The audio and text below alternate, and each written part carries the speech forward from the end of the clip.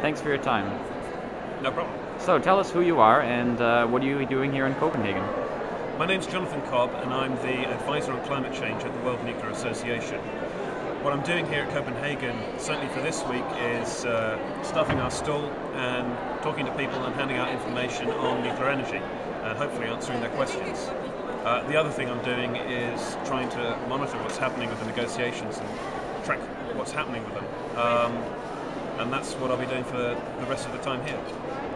Where do you see nuclear energy for the next 50, 100 years?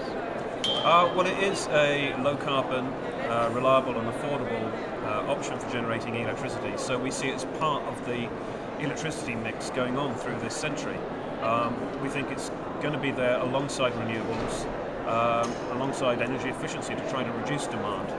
But it's going to be one of the ways in which we try to move towards almost a zero-carbon power sector, which is what I think we need to hit some of the emission targets we require.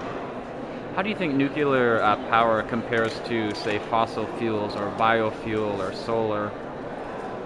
Well, in terms of comparing it to fossil fuels, the big differences are greenhouse gas emissions. Nuclear fuel does produce a waste, but that waste is relatively small and it can be safely managed, stored and eventually be disposed of.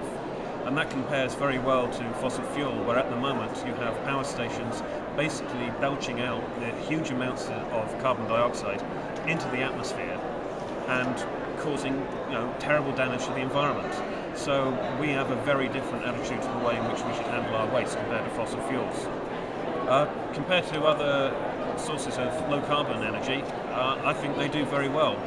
One advantage that nuclear has is that it is pretty predictable in terms of the output that it produces. It isn't reliant on things like the wind and the sun. So where you need some base load consistent supply of electricity, we're a good option. In terms of other comparisons, I think all those options that are zero carbon have a role to play. So there's a way in which you can bring them all together into an electricity generation system. Now my last question for you is today, we talked about nuclear waste, and I think of course when talking about nuclear technology, some individuals are unclear, possibly concerned. Can you maybe enlighten us a little bit about the nuclear waste or the byproduct after this energy?